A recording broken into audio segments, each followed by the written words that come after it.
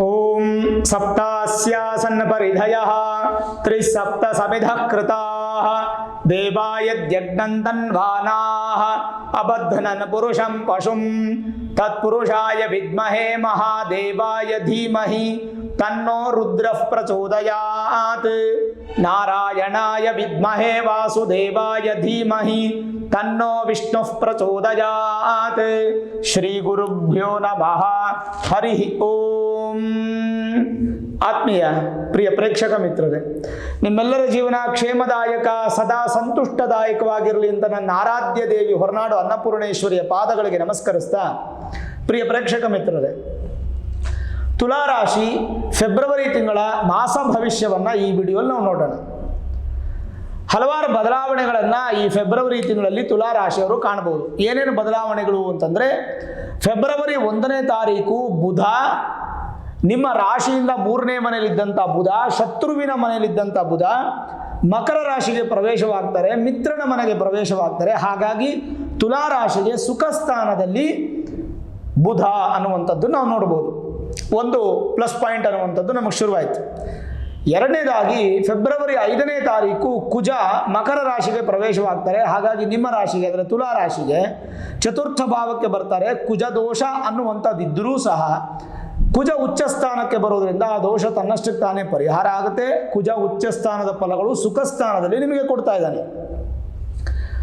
ಹಾಗೆ 11ನೇ ತಾರೀಕು ಅಂದರೆ ಫೆಬ್ರವರಿ 11ನೇ ತಾರೀಕು ಶುಕ್ರ ಧನುರಾಶಿಯಿಂದ ಮಕರ ರಾಶಿಗೆ ಪ್ರವೇಶ ಆಗ್ತಾ ಇದ್ದಾರೆ. ಹಾಗಾಗಿ ತುಲಾರಾಶಿಯವರಿಗೆ ಸುಖ ಸ್ಥಾನದಲ್ಲಿ ಕೂಡ ಶುಕ್ರನಿದ್ದಾನೆ. ಒಂದು ಕಡೆ ಸುಖ ಸ್ಥಾನದಲ್ಲಿ ಕುಜ, ಶುಕ್ರ, ಬುಧ 3 ಗ್ರಹಗಳಿದ್ದಾಗ ಸುಖ ಅನ್ನುವಂಥದ್ದು ನಿಮ್ಮನ್ನು ಹುಡ್ಕೊಂಡ್ಬರ್ಬೇಕಲ್ಲ. ಯಾವ್ಯಾವುದರಲ್ಲಿ ಸುಖ? ಕುಜನಿಂದ ಭೂಮಿಯಲ್ಲಿ ಸುಖ, ಬುಧನಿಂದ ವ್ಯಾಪಾರ ಹಾಗೂ ವಿದ್ಯೆಯಲ್ಲಿ ಸುಖ, ಶುಕ್ರನಿಂದ ಸ್ತ್ರೀಯಲ್ಲಿ ಹಾಗೂ ಸುಖದಲ್ಲಿ ಸುಖ. ಇಷ್ಟು ಸುಖ ನಿಮಗೆ ಸಿಗಲೇಬೇಕು. ಸರಿ, ಅದಾದಮೇಲೆ 13ನೇ ತಾರೀಕು ರವಿ, ಸುಖ ಸ್ಥಾನದಲ್ಲಿ ಇದ್ದಂಥ ರವಿ 13ನೇ ತಾರೀಕು ಪಂಚಮ ಸ್ಥಾನಕ್ಕೆ ಹೋಗ್ತಾರೆ. ಅದು ಶತ್ರು ಮನೆ. ರವಿ ನಿಮಗೆ ಚೆನ್ನಾಗಿಲ್ಲ, ಲಾಭಾಧಿಪತಿ ರವಿ ನಿಮಗೆ ಚೆನ್ನಾಗಿಲ್ಲ. ಇನ್ನು ಗುರುವಿನ ನೇರ ದೃಷ್ಟಿ ಅಂತೂ ತುಲಾರಾಶಿ ಮೇಲಿದೆ, ಅದನ್ನು ಹೇಳೋ ಅವಶ್ಯಕತೆ ಇಲ್ಲ. ತುಲಾರಾಶಿಯವರು ಇನ್ನು 3 ತಿಂಗಳೇ ನಿಮಗೆ ಯೋಗ ಇರೋದು. ಫೆಬ್ರವರಿ, ಮಾರ್ಚ್, ಏಪ್ರಿಲ್ 30ನೇ ತಾರೀಕು ಒಳಗೆ ಏನೇನು ಸಾಧನೆ ಮಾಡಬೇಕು, ಏನೇನು ಸಂತೋಷ ಪಡಬೇಕು, ಯಾವ್ಯಾವುದರಲ್ಲಿ ಅಭಿವೃದ್ಧಿಯನ್ನು ಪಡಿಬೇಕು, ಇದೆಲ್ಲ ಪ್ಲ್ಯಾನ್ ಮಾಡ್ಕೊಳ್ಳಿ, ಡಿಸೈಡ್ ಮಾಡ್ಕೊಳ್ಳಿ. ಹೊಸ ಉದ್ಯೋಗಕ್ಕೆ ಹೋಗಬೇಕು, ಸ್ಥಾನಪಲಟ ಮಾಡಬೇಕು, ಒಂದು ಜಾಬ್ ಸರ್ಚ್ ಮಾಡಬೇಕು, ಅಥವಾ ವಿದೇಶದಲ್ಲಿ ಹೋಗಿ ಉದ್ಯೋಗ ಅಥವಾ ವ್ಯಾಪಾರ ಅಥವಾ ವಿದ್ಯೆ ಮಾಡಬೇಕು, ಅಥವಾ ಏನೇ ಇರಲಿ, ಯಾವುದೇ ವಿಚಾರ ಇದ್ದರೂ ಈ 3 ತಿಂಗಳನ್ನ ಯುಟಿಲೈಸ್ ಮಾಡ್ಕೊಳ್ಳಿ. ಅದಾದಮೇಲೆ ನಿಮಗೆ ತುಂಬಾ ದಿನ ಬೇಕಾಗುತ್ತೆ ಮತ್ತು ಗುರುವಿನ ಈ ಥರ ಬಲ ಅನ್ನುವಂಥದ್ದು ಬರಲಿಕ್ಕೆ. ಹಾಗೆ ಇರೋದನ್ನು ಉಪಯೋಗಿಸ್ಕೊಳ್ತಕ್ಕಂಥದ್ದು ಭಾಳ ಒಳ್ಳೆಯದು. ಓಕೆ, ಇನ್ನು ನಿಮ್ಮ ಲಾಭಾಧಿಪತಿಯಾಗಿರ್ತಕ್ಕಂಥ ರವಿಯ ಫಲ ಹೇಳಿದೆ. ಶನಿ ಈಗಾಗಲೇ ನಿಮಗೆ ಪಂಚಮ ಸ್ಥಾನದಲ್ಲಿದ್ದಾರೆ, ಚತುರ್ಥ ಭಾವಾಧಿಪತಿನೂ ಅವರೇ. ಇದಿಷ್ಟು ಗ್ರಹಗಳ ಒಂದು ಬದಲಾವಣೆಗಳು. ಆದರೆ 9ನೇ ತಾರೀಕು ಫೆಬ್ರವರಿ ಅಮಾವಾಸ್ಯೆ ಇರುತ್ತೆ. 24ನೇ ತಾರೀಕು ಫೆಬ್ರವರಿ ಅವತ್ತು ಪೌರ್ಣಮಿ, ವಿಶೇಷವಾದ ಪೌರ್ಣಮಿ ಅಂದರೆ ವ್ಯಾಸ ಪೌರ್ಣಮಿ. ಇನ್ನು 2 ಹಬ್ಬ, ವಿಶೇಷ ಹಬ್ಬಗಳಿದೆ. ಒಂದು ಕುಮಾರ ಷಷ್ಠಿ 15ನೇ ತಾರೀಕು ಸುಬ್ರಹ್ಮಣ್ಯನ ಆರಾಧನೆ ಮಾಡುವಂಥ ಸಂದರ್ಭ. ಇನ್ನೊಂದು 16ನೇ ತಾರೀಕು ರಥಸಪ್ತಮಿ ಅಂದರೆ ಸೂರ್ಯ ಜಯಂತಿ ಅಂತ ತಗೊಳ್ಬೋದು. ಒಂದು ಹಂತಕ್ಕೆ ಹೇಳಬೇಕು ಅಂತಂದರೆ ತುಲಾರಾಶಿಯವರಿಗೆ ಒಂದು ಯೋಗದ ಸಮಯ ಈ 3 ತಿಂಗಳು ಉಪಯೋಗಿಸ್ಕೊಳ್ಳಿ, ಅದು ತುಂಬ ಇಂಪಾರ್ಟೆಂಟ್. ಯಾಕೆಂದರೆ ನೋಡಿ, ಫೆಬ್ರವರಿ ತಿಂಗಳಲ್ಲಿ ಅದ್ಭುತವಾದಂಥ ಅಭಿವೃದ್ಧಿ ಅನ್ನುವಂಥದ್ದು ನಿಮಗೆ ಕಾಣ್ತಾ ಇದೆ. ಕೆರಿಯರ್ ವಿಚಾರದಲ್ಲಿ ಅನುಕೂಲ, ಮತ್ತು ತಿಂಗಳು ಪ್ರಾರಂಭದಿಂದನೇ ನಿಮಗೆ ಶುಭ ಅನ್ನುವಂಥದ್ದು ಬುಧನಿಂದ, ಶುಕ್ರನಿಂದ, ಕುಜನಿಂದ ಪ್ರಾಪ್ತಿ ಆಗ್ತಾ ಹೋಗುತ್ತೆ. ಪ್ರಾಧಾನ್ಯವಾದಂಥ ಒಂದು ಹೆಸರು ನಿಮ್ಮಲ್ಲಿ ಸಿಗುತ್ತೆ, ಉದ್ಯೋಗದಲ್ಲಿ ಬಡ್ತಿ ಸಿಗುತ್ತೆ, ಅಭಿವೃದ್ಧಿ ಸಿಗುತ್ತೆ, ಹೊಸ ದಾರಿ ಅನ್ನುವಂಥದ್ದು ನೀವು ಕಾಣ್ಬೋದು. ಕಷ್ಟಪಟ್ಟು ನೀವೇನು ಕೆಲಸ ಮಾಡಿರ್ತೀರೋ ಆ ಕಷ್ಟಪಟ್ಟಂಥ ಕೆಲಸ ತುಲಾರಾಶಿಯವರಿಗೆ ಈ ತಿಂಗಳು ಪ್ರತಿಫಲ ಸಿಕ್ಕೇ ಸಿಗುತ್ತೆ.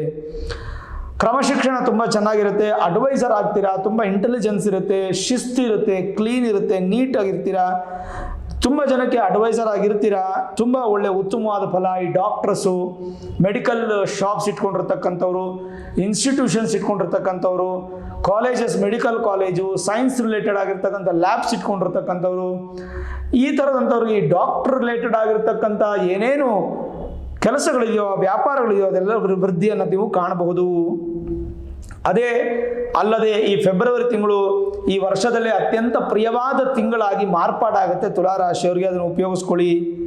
ಜೊತೆಗೆ ತುಲಾರಾಶಿಯ ಕೆಲವೊಂದಿಷ್ಟು ಬದಲಾವಣೆಗಳೇನಪ್ಪ ಅಂತಂದರೆ 12ನೇ ಮನೆ ಕೇತು ಇರತಕ್ಕಂಥದ್ದು ಒಂದು ಉತ್ತಮ ಫಲ, 6ನೇ ಮನೆ ರಾಹು ಇರತಕ್ಕಂಥದ್ದು ಒಂದು ಉತ್ತಮ ಫಲ, 2 ಗ್ರಹಗಳು ಚೆನ್ನಾಗಿದೆ. ತುಲಾ ರಾಶಿಗೆ ಅಷ್ಟೂ ಗ್ರಹಗಳು ಕೂಡ 9 ಗ್ರಹಗಳಲ್ಲಿ 8 ಗ್ರಹಗಳು ತುಂಬ ಚೆನ್ನಾಗಿದೆ. ಒಂದೇ ಒಂದು ಗ್ರಹ ಮಾತ್ರ ಚೆನ್ನಾಗಿಲ್ಲ. ಆ ಗ್ರಹ ಯಾವುದಂದರೆ ಸೂರ್ಯ.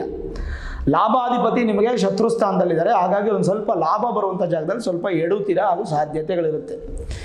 ಸರಿ, ಹಾಗಾದರೆ ಈ ಸುಖ ಸ್ಥಾನದಲ್ಲಿ ನೋಡಿ, ಈಗ ನಿಮ್ಮ ರಾಶಿಗೆ ತುಲಾ ರಾಶಿಗೆ ದ್ವಿತೀಯ ಮತ್ತು ಸಪ್ತಮಾಧಿಪತಿ ಯಾರು ಅಂತಂದರೆ ಕುಜ. ಅಂದರೆ ನಿಮಗೆ ಒಂದು ಕುಟುಂಬ ಸ್ಥಾನಕ್ಕೂ, ಧನಸ್ಥಾನಕ್ಕೂ, ವಾಕ್ಸ್ಥಾನಕ್ಕೂ, ವಿದ್ಯಾಸ್ಥಾನಕ್ಕೂ, ವಿವಾಹ ಸ್ಥಾನಕ್ಕೂ, ಪಾರ್ಟ್ನರ್ಶಿಪ್ ಬಿಸ್ನೆಸ್ಸಿಗೆ ಈ 6ಕ್ಕೂ ಅಧಿಪತಿಯಾದಂಥ ಕುಜ 5ನೇ ತಾರೀಕು 4ನೇ ಮನೆಗೆ ಹೋಗಿ ಉಚ್ಚ ಸ್ಥಾನಕ್ಕೆ ಹೋಗ್ತಾ ಇದ್ದಾರೆ. ಏನು ಫಲ ಅನ್ನುವಂಥದ್ದನ್ನು ನೋಡೋಣ. ಸುಹೃದಿ ವಿಸೃಹತಾತ್ಮಕೋಣೆ ಸುಖಾಲಯ ವಾಹನ ಎಂಬಂತೆ ಗೋಚಾರದಲ್ಲಿ ಕುಜನು ಚತುರ್ಥದಲ್ಲಿದ್ದಾಗ ಬಂಧು ಮಿತ್ರ ಮಾತೃ ಭೂಮಿ ಗೃಹ ವಾಹನಗಳು ಅದ್ಭುತವಾದಂಥ ಒಂದು ಯೋಗ ಫಲದಲ್ಲಿ ಸಿಗುತ್ತೆ. ಅದು ಕುಜ ಕೆಟ್ಟವನಾಗಿದ್ದಾಗ, ಕೆಟ್ಟ ಫಲದಲ್ಲಿದ್ದಾಗ ಇದೆಲ್ಲ ನಿಮ್ಮ ಬಿಟ್ಟು ಹೋಗುತ್ತೆ ದೂರ. ಒಳ್ಳೆ ಫಲದಲ್ಲಿದ್ದಾಗ ಇದೆಲ್ಲ ನಿಮಗೆ ಬಂದು ಸೇರುತ್ತೆ. ಕಪಟತನ ದೂರ ಆಗುತ್ತೆ, ಜಡತ್ವ ದೂರ ಆಗುತ್ತೆ, ಆತ್ಮತೃಪ್ತಿ ತುಂಬ ಚೆನ್ನಾಗಿರುತ್ತೆ, ಅತೃಪ್ತತೆ ದೂರ ಆಗುತ್ತೆ. ಭೂಮಿಯ ವಿಷಯದಲ್ಲಿ ಅಭಿವೃದ್ಧಿಯನ್ನು ಕಾಣಬಹುದು. ವಾಹನದಿಂದ ಏನಾದರೂ ಬರುವಂಥ ಸಂದರ್ಭಗಳು, ಸಮಸ್ಯೆಗಳಿದ್ರೆ ನಿವಾರಣೆ ಆಗುತ್ತೆ. ವಿಶೇಷವಾಗಿ ಏನಪ್ಪ ಅಂದರೆ ತಾಯಿಯ ಸೌಖ್ಯ ಅಭಿವೃದ್ಧಿ ಆಗುತ್ತೆ. ಮತ್ತು ಕೆಲವೊಂದಿಷ್ಟು ಯೋಗಗಳು ನಿಮಗೆ ಉತ್ಪತ್ತಿ ಆಗುತ್ತೆ. ಆ ಯೋಗದಿಂದ ಕೂಡ ನಿಮಗೆ ಭಾಳ ಚೆನ್ನಾಗಿರ್ತಕ್ಕಂಥ ಒಂದು ಅಭಿವೃದ್ಧಿಯನ್ನು ಕಾಣಬಹುದು. ಇದು ಚತುರ್ಥದಲ್ಲಿ ಸುಖ ಸ್ಥಾನದಲ್ಲಿದ್ದಂಥ ಕುಜ, ದ್ವಿತೀಯ ಮತ್ತು ಸಪ್ತಮಾಧಿಪತಿ ಆಗಿರ್ತಕ್ಕಂಥ ಕುಜ ಕೊಡುವಂಥ ಫಲಗಳು.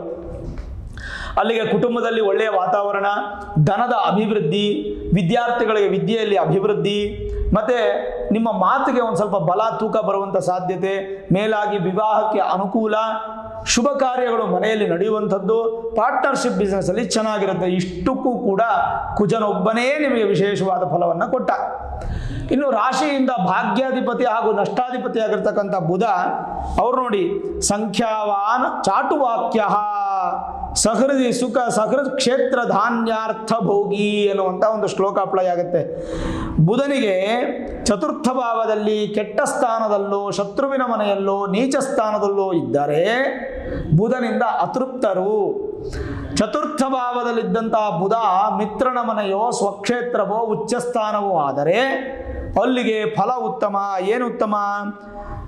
ಮಧುರವಾದಂಥ ಮಾತುಗಳನ್ನು ಆಡುವಂಥದ್ದು, ಚತುರತೆಯ ಮಾತುಗಳನ್ನು ಆಡುವಂಥದ್ದು, ಬುದ್ಧಿವಂತರಾಗಿರುವಂಥದ್ದು, ವಿದ್ವಾಂಸರು, ಭೂಮಿ ವಾಹನಾದಿ ಅದೃಷ್ಟವು ಸಂಪತ್ತುಗಳು ಉಳ್ಳವರಾಗಿರ್ತೀರಾ ಅನ್ನೋದಕ್ಕಿಂತ ಉಳ್ಳವರಾಗ್ತೀರಾ, ಅದಕ್ಕೆ ದಾರಿನೂ ನಿಮಗೆ ಸಿಗುತ್ತೆ.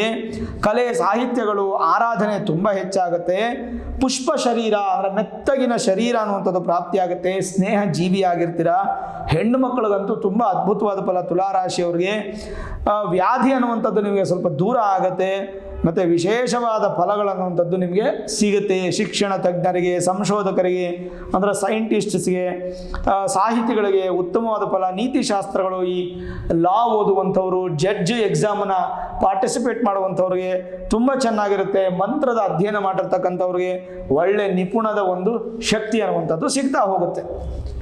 ಇನ್ನು ಶುಕ್ರ ನಿಮ್ಮ ರಾಶಿಯಾಧಿಪತಿ ಹಾಗೂ ಅಷ್ಟಮಾಧಿಪತಿ. ನಿಮ್ಮ ಶರೀರಕ್ಕೂ ಅದೃಷ್ಟಕ್ಕೂ ನಿಮ್ಮ ರಾಶಿಗೆ ಬಲವಾದಂಥ ಶುಕ್ರ ಚತುರ್ಥದಲ್ಲಿದ್ದರೆ, ಸುಖ ಸ್ಥಾನದಲ್ಲಿದ್ದರೆ ಏನು?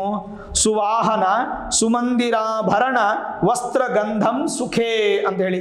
ಅದರರ್ಥ ಎನ್ನುವಂತೆ ಶುಕ್ರನು ಗೋಚಾರದಲ್ಲಿ ಚತುರ್ಥದಲ್ಲಿದ್ದಾಗ ವಾಹನ, ಗೃಹ, ಆಭರಣ, ವಸ್ತ್ರ, ಸುಗಂಧ ದ್ರವ್ಯ, ಸಕಲ ಭೋಗಭಾಗ್ಯಗಳು, ಸಮೃದ್ಧಿಯನ್ನು ನೀಡುವನು. ಭೇದ ಭಾವ ಇಲ್ಲ, ಹೆಣ್ಣು ಗಂಡು ಅಂತ ಎಲ್ಲರಿಗೂ ಸಮಾನವಾಗಿ ಕೊಡುವಂಥವನೇ ಶುಕ್ರ. ಹಾಗೆ ಶುಕ್ರ ಅಂತಂದರೆ ಫೀಮೇಲು, ಹೆಣ್ಣಿಗೆ ಅಧಿಪತಿ. ಹೆಣ್ಣಿಗೆ ಇನ್ನೊಂದು ಕೈ ಜಾಸ್ತಿನೇ ಇರುತ್ತೆ ಅಂತ ಹೇಳ್ಬೋದು. ಸುಖಾನಿ ಸರ್ವಾಣಿ ಕರೋತಿ ಎಂದು ಸರ್ವ ಸುಖ ಭೋಗಗಳ ಪ್ರಾಪ್ತಿಯನ್ನು ವಿಶೇಷವಾಗಿ ಹೇಳಿದೆ. ಚಮತ್ಕಾರ ಚಿಂತಾಮಣಿ ಅನ್ನುವಂಥ ಒಂದು ಗ್ರಂಥ ಭಾಳ ಸ್ಪಷ್ಟವಾಗಿ ಹೇಳುತ್ತೆ. ಬಹು ವಿಲಾಸಿಯು, ಬಹು ಸ್ತ್ರೀ ಸುಖವುಳ್ಳವರು, ಬಹು ಪುರುಷ ಸುಖವುಳ್ಳವರು, ಮಾತೃಮೂಲದ ಧನವೃದ್ಧಿ, ಮಾತೃಮೂಲದ ಸಂಪತ್ತು ವೃದ್ಧಿ ಎನ್ನುವಾಗಿ ಆ ಫಲಗಳು ಹೇಳಲ್ಪಟ್ಟಿದೆ.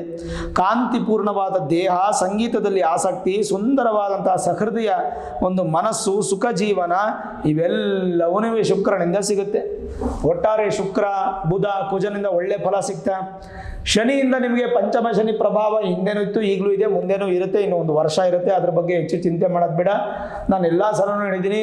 ಶನಿ ಬಂದು ನಿಮಗೆ ಸುಖಾಧಿಪತಿ ಹಾಗೂ ಪಂಚಮಾಧಿಪತಿ, ಪೂರ್ವ ಪುಣ್ಯ ಸ್ಥಾನಕ್ಕೆ ಅಧಿಪತಿ.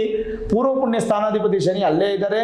ಆಮೇಲೆ ನಿಮ್ಮ ರಾಶಿಗೆ ತ್ರಿಕೋಣ ರಾಶ್ಯಾಧಿಪತಿ ಆದ್ರಿಂದ ಶುಕ್ರನಿಗೆ ಶನಿಗೆ ಇಬ್ಬರಿಗೂ ಮಿತ್ರತ್ವ ಇರೋದ್ರಿಂದ ಶನಿಯಿಂದ ಯಾವುದು ಕೆಟ್ಟ ನಿಮ್ಗೆ ಆಗಲ್ಲ. ಹಾಗಾಗಿ ಶನಿ ಸಮಸ್ಯೆ ಅನ್ನುವಂಥದ್ದು ನಿಮಗಿಲ್ಲ. ಇನ್ನು ತೃತೀಯ ಭಾವ ಹಾಗೂ ಷಷ್ಠ ಭಾವಕ್ಕೆ ಅಧಿಪತಿ ಅಂತ ಗುರುನು ನಿಮಗೆ ಚೆನ್ನಾಗಿದ್ದಾರೆ. ನೇರವಾಗಿ ಗುರು ದೃಷ್ಟಿ ನಿಮ್ಮ ಮನೆ ಮೇಲೆ ಬಿದ್ದಿದೆ. ಹಾಗಾಗಿ ಅದ್ರ ಬಗ್ಗೆನೂ ಚಿಂತೆ ಬೇಡ, ತುಂಬ ಚೆನ್ನಾಗಿರುತ್ತೆ. ಏನಾದರೂ ಪರಿಹಾರ ಬೇಕಂದರೆ ಖಂಡಿತವಾಗಲೂ ಯಾವ ಪರಿಹಾರವೂ ಬೇಕಿಲ್ಲ. ಲಾಭಾಧಿಪತಿ ಸೂರ್ಯ ಚೆನ್ನಾಗಿಲ್ಲದೆ ಇರೋದ್ರಿಂದ ಸ್ವಲ್ಪ ಸೂರ್ಯನಿಗೆ ಶ್ಲೋಕವನ್ನು ಜಪ ಮಾಡಿ. ಸೂರ್ಯ ಅಷ್ಟೋತ್ತರ ಅಂತ ಸಿಗುತ್ತೆ. ದಿನ ಬೆಳಗ್ಗೆ ಎದ್ದು ಸ್ನಾನ ಮಾಡಿ. ಸ್ನಾನ ಮಾಡಿದ ಕೂಡಲೇ ಒಂದು ಸೂರ್ಯ ಅಷ್ಟೋತ್ತರ ಅಂತ ನೀವು ಗೂಗಲಲ್ಲಿ ಟೈಪ್ ಮಾಡಿದ್ರೆ PDF ಸಿಗುತ್ತೆ, ಡೌನ್ಲೋಡ್ ಮಾಡ್ಕೊಳ್ಳಿ. ಅಥವಾ ಯಾವುದಾದ್ರು ಆ್ಯಪ್ಗಳಲ್ಲಿ ಸಿಗುತ್ತೆ, ಇಲ್ಲ ಪುಸ್ತಕ ಸಿಗುತ್ತೆ, ತಗೊಂಡು ಸೂರ್ಯ ಅಷ್ಟೋತ್ತರ ಅನ್ನುವಂಥ ಒಂದು ಅಷ್ಟೋತ್ತರ 108 ನಾಮ, ಚಿಕ್ಕದು 2 ನಿಮಿಷ ಅಷ್ಟೇ. ಅದನ್ನೊಂದು ಸಲ ಹೇಳಿ ಸೂರ್ಯನ ಒಂದು ಪ್ರಾರ್ಥನೆ ಮಾಡ್ಬಿಟ್ಟು ನಿಮ್ಮ ಕೆಲಸ ನೀವು ಮಾಡ್ಕೊಂಡು ಹೋಗ್ತಾ ಇದ್ರೆ ಖಂಡಿತವಾಗಲೂ ಶುಭ ಫಲ ಅನ್ನುವಂಥದ್ದು ನಾವು ಭಾಳ ಸ್ಪಷ್ಟವಾಗಿ ಕಾಣ್ಬೋದಾಗುತ್ತೆ. ಅದಲ್ಲದೆ ಬೇರೆ ಗ್ರಹಗಳು ಯಾವ್ಯಾವ ಫಲ ಕೊಡುತ್ತೆ ನಿಮಗೆ ಗೋಚಾರ ರೀತಿಯ ಅನ್ನುವಂಥದ್ದು ನೋಡೋದಾದ್ರೆ, ಶುಕ್ರನು ಜನ್ಮರಾಶಿಯಿಂದ 4ನೇ ಮನೆಯಲ್ಲಿದ್ದಾಗ ದ್ರವ್ಯ ಲಾಭ, ಉದ್ಯೋಗ, ವ್ಯಾಪಾರ ವೃದ್ಧಿ, ಆಭರಣ ಲಾಭ, ದಾನ ಧರ್ಮ, ಪರೋಪಕಾರ, ಸ್ವಂತ ಸುಖಕ್ಕಾಗಿ ಖರ್ಚು, ಇಷ್ಟು ಒಂದು ಶುಕ್ರನಿಂದ ಸಿಗುತ್ತೆ ನಿಮಗೆ. ಅದೊಂದು ಒಳ್ಳೆ ಫಲ ಅಲ್ವಾ? ಅದೊಂದು ಅಭಿವೃದ್ಧಿ ಆಯಿತು. ಇನ್ನು ಶನಿ ಪಂಚಮದಲ್ಲಿದ್ದಾಗ ವಿಧ ವಿಧವಾದ ಕಷ್ಟ ನಷ್ಟಗಳು ನಿಮ್ಮನ್ನು ಹುಡುಕೊಂಡ್ಬಂದರು, ಅದನ್ನೆಲ್ಲ ಸರಿ ಮಾಡ್ತಾನೆ. ಮನೋಕ್ಲೇಶ ಭೀತಿ ದೂರ ಮಾಡ್ತಾನೆ. ಬುದ್ಧಿ ವಿಕಲ್ಪವನ್ನು ದೂರ ಮಾಡ್ತಾನೆ. ಶತ್ರು ಭಯ, ಪಿತ್ತರೋಗವನ್ನು ದೂರ ಮಾಡಿ ವ್ಯಾಪಾರದಲ್ಲಿ ವೃದ್ಧಿ, ಉದ್ಯೋಗದಲ್ಲಿ ಸ್ಥಾನ ಪಲ್ಲಟ ಮಾಡಿ ಅಭಿವೃದ್ಧಿಯನ್ನು ಕುಟುಂಬದಲ್ಲಿ ಶಾಂತತ್ವವನ್ನು ಕೊಡ್ತಾನೆ. ಇಷ್ಟು ಕೂಡ ಒಂದು ಒಳ್ಳೆಯ ಫಲ ಅಂತಲೇ ನಾವು ತಗೊಳ್ಬೋದು. ಇನ್ನು ರಾಹು 6ನೇ ಮನೆಯಲ್ಲಿರೋದು, ಅದು ಕೂಡ ನಾವು ನೋಡಿ ದ್ರವ್ಯ ಲಾಭ, ಸುಖ ಭೋಜನ, ಹಾಲು ಹಣ್ಣು ಜೇನು ಇತ್ಯಾದಿ ಲಾಭ, ನೆನೆಸಿದ ಕಾರ್ಯ ಅಂದರೆ ನೀವು ಏನು ಮನಸ್ಸಲ್ಲಿ ಅನ್ಕೋತೀರ ಆ ಕಾರ್ಯ ಸಾಧನೆ ಮಾಡೋದಕ್ಕೆ ನಿಮಗೆ ಯೋಗ ಕೊಡುತ್ತೆ. ಅನ್ನದಾನ ಇತ್ಯಾದಿಗಳನ್ನು ಮಾಡುವಂಥ ಅಭಿವೃದ್ಧಿ, ಸೌಖ್ಯ, ಸುಖ, ಕೀರ್ತಿ ವೃದ್ಧಿ, ಜೀವನದಲ್ಲಿ ಜಯ, ಇಷ್ಟು ಕೂಡ ನಿಮಗೆ ಗೋಚಾರ ರೀತಿಯ ಪ್ರಾಪ್ತಿಯಾಗುತ್ತೆ. ಜನರಲೈಸ್ ಆಗಿ ನೋಡೋದಾದರೆ ಕುಟುಂಬದಲ್ಲಿ ಶುಭ ಕಾರ್ಯಗಳು ನಡೆಯುವಂಥದ್ದು, ಹೋಮ ಹವನ ಇತ್ಯಾದಿಗಳಾಗುತ್ತೆ. ದಾನ ಹೆಚ್ಚಾಗಿ ಮಾಡ್ತೀರಾ. ಅಲ್ಪ ಪ್ರಯಾಣ, ಸ್ವಲ್ಪ ಕಣ್ಣಿನ ತೊಂದರೆಗಳು ಬರ್ಬೋದು, ಹುಷಾರಾಗಿರಿ. ಹೊಸ ವ್ಯಾಪಾರದಲ್ಲಿ ಶುಭ ಫಲ. ಹೊಸ ವ್ಯಾಪಾರ ಮಾಡಬೇಕಂದ್ರೆ ಸರಿಯಾದ ಸಮಯ ಫೆಬ್ರವರಿ ತಿಂಗಳನ್ನ ಉಪಯೋಗಿಸ್ಕೊಳ್ಳಿ, ಖಂಡಿತ ನಿಮ್ಗೆ ಒಳ್ಳೆಯದಾಗುತ್ತೆ. ಕೋರ್ಟು ಕಚೇರಿಗಳಲ್ಲಿ ಜಯಪ್ರಾಪ್ತಿ, ಕಬ್ಬಿಣದ ವ್ಯಾಪಾರಗಳಿಗೆ ಹಾಗೂ ಸೌದೆ ವ್ಯಾಪಾರಗಳಿಗೆ ಉತ್ತಮವಾದ ಪ್ರಗತಿ ಇರುತ್ತೆ. ಅತ್ಯಂತ ಶುಭದಾಯಕ ರೈತರಿಗೆ ಹಾಗೂ ಹೂವಿನ ವ್ಯಾಪಾರಿಗಳಿಗೆ ಉತ್ತಮ ಧನಪ್ರಾಪ್ತಿ, ಆರೋಗ್ಯದಲ್ಲಿ ವೃದ್ಧಿಯನ್ನು ಕಾಣುವಂಥದ್ದು, ಸಹೋದರರಿಂದ ಉತ್ತಮ ಸಹಾಯವನ್ನು ಕೂಡ ನೀವು ಪಡೆಯುವಂಥ ನಿರೀಕ್ಷೆ ಇದೆ. ವಾಹನ ಚಾಲಕರಿಗೆ ಉತ್ತಮವಾದ ಮಾಸ, ಅಧಿಕ ಲಾಭ. ಸ್ವಲ್ಪ ಸಣ್ಣ ಪುಟ್ಟ ಈ ಪಂಚಮ ಶನಿ ಇರೋದ್ರಿಂದ ಒಂದು ಸ್ವಲ್ಪ ಭಯ ಅನ್ನುವಂಥದ್ದು ನಿಮ್ಮನ್ನು ಕಾಡುತ್ತೆ, ಅದರಿಂದ ದೂರ ಬರಬೇಕು ನೀವು.